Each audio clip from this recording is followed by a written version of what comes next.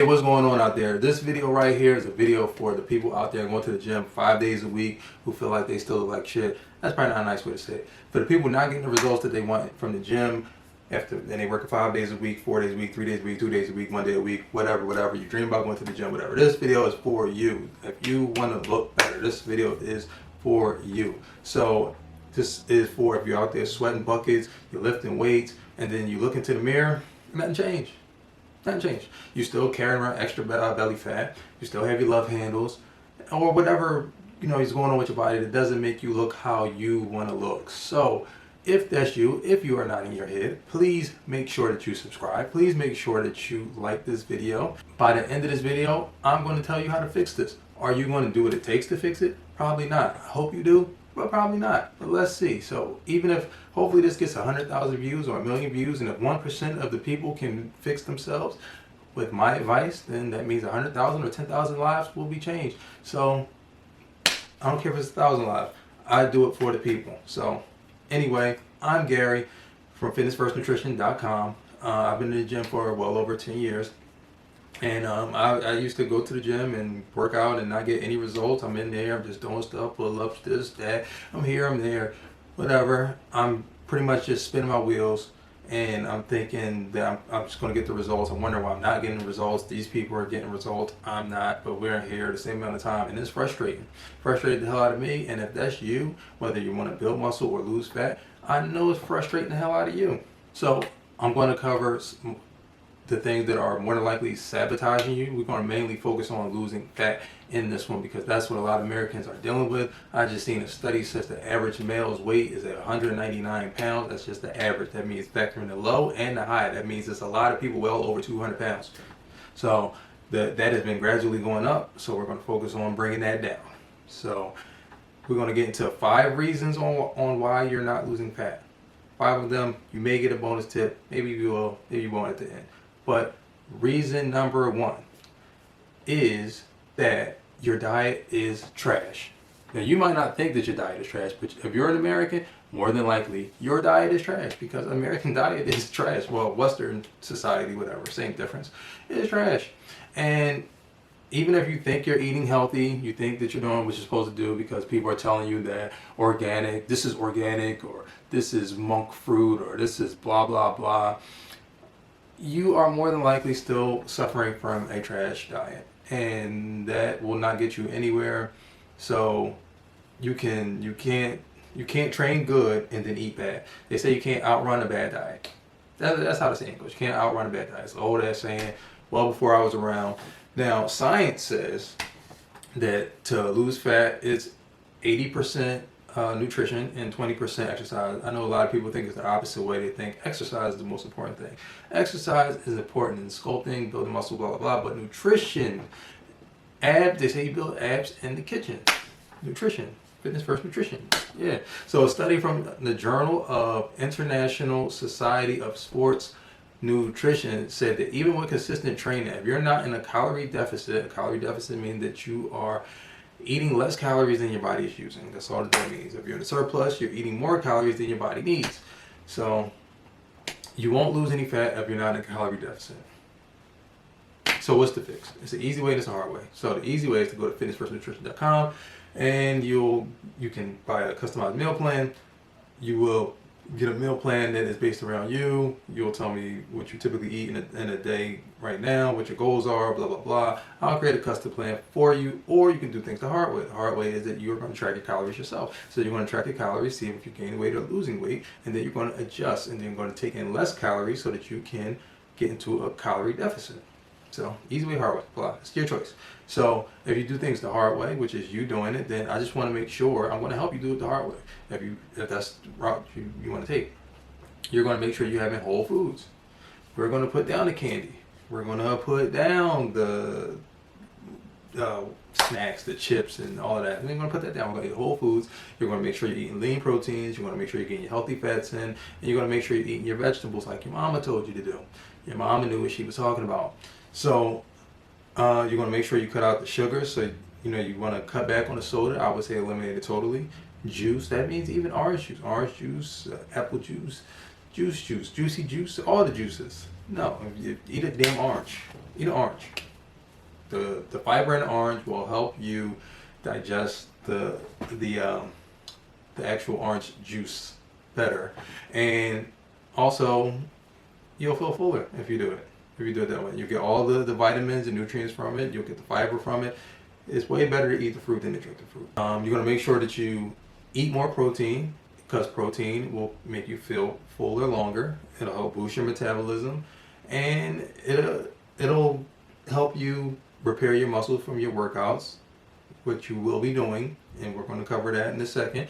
So if you have not been eating, if you've been eating chips and drinking sodas and not really eating your vegetables like your mom told you to do, I want you to type guilty in the comments for me, please. Guilty of number one, please. So reason number two. Reason number two is you're not consistent enough. You are inconsistent. So yeah, you go to the gym.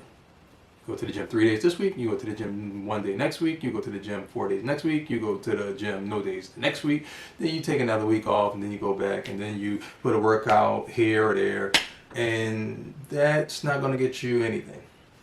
So more research. This is not me saying this. This is the American College of Sports Medicine that's going to say this. Sporadic training doesn't build habits, obviously, because it's sporadic.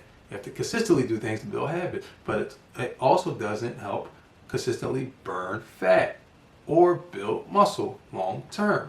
Plus, if you're doing cardio and treadmill torture, you're missing out on strength training. So a lot of people think they can just go walk and run. That's great. Cardiovascular exercise is great for your cardiovascular. It's not going to necessarily burn the fat for you. You know, so you want to do cardio because you want to work your heart. It's very important to work your heart, blah, blah, blah. But you want to lift weights too. So lifting weights will ramp up your metabolism so that your resting metabolism is higher. Resting metabolism is right now, I'm not doing anything. Well, I'm kind of fidgeting around, but I'm burning calories just from staying alive. And I'm burning more calories than you are. Right now, I'm just sitting here. We both just sitting here. You're sitting here watching me. I'm sitting here talking to you. And I'm burning more calories because I lifted weights today. I did squats today. And a lot of them. So, how do we fix inconsistency? We can do things the easy way. We can do things the hard way. So, the easy way is to go to fitnessfirstnutrition.com, fitnessfirstnutrition.com, and you can purchase a customized workout plan that will be based around your goals, what you can do, where you're at in the gym. Do you have a gym? Is it home workouts? So on and so on.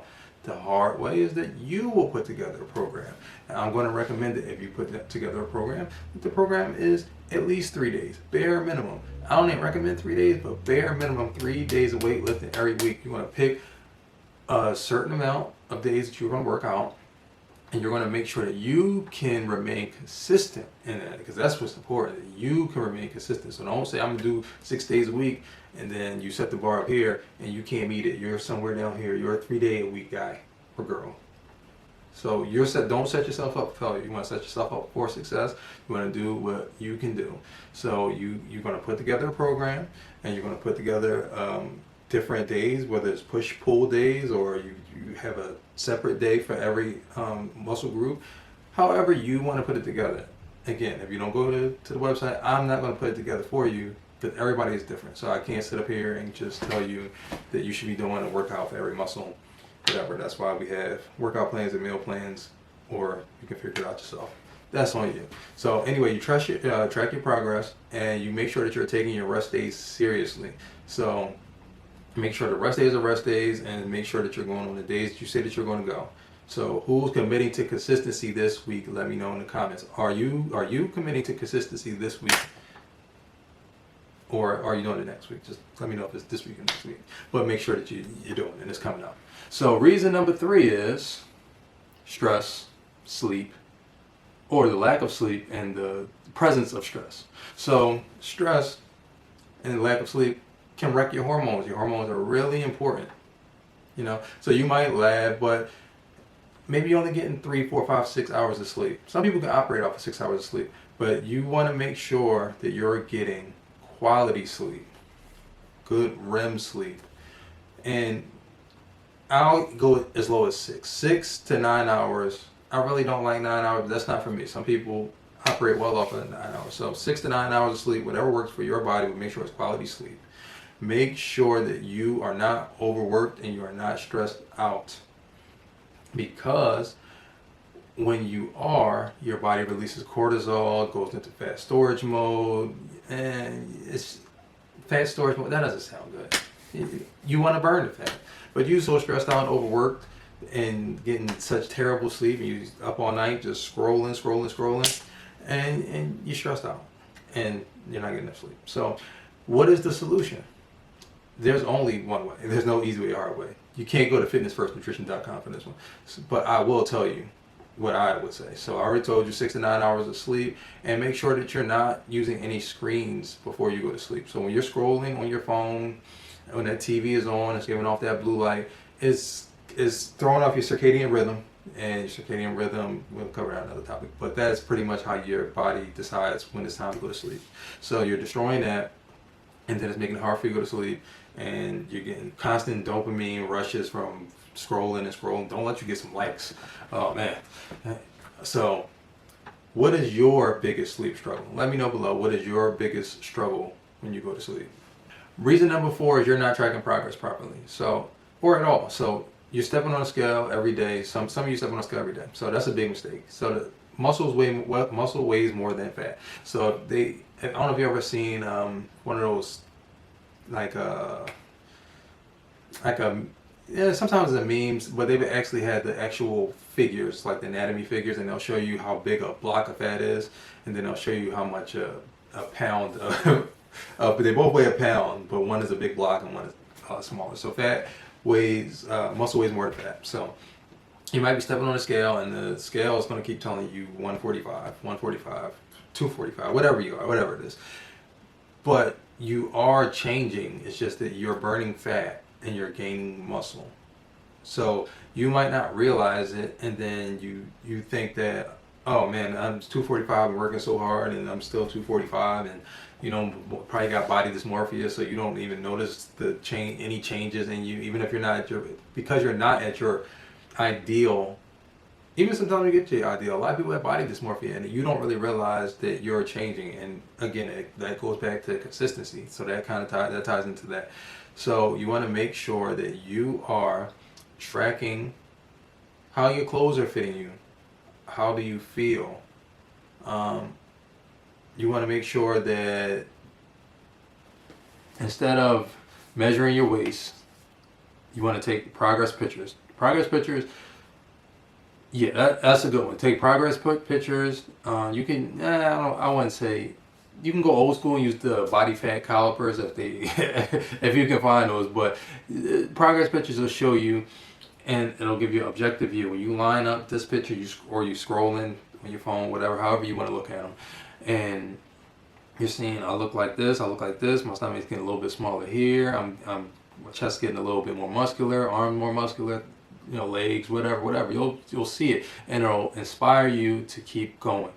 Reason number 5 is you're ignoring recovery, and you're overtraining or overtraining.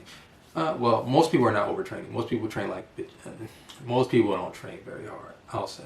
But you are more than likely ignoring your recovery. So if you're going hard in the gym, even if you're just spinning your wheels going hard and not getting,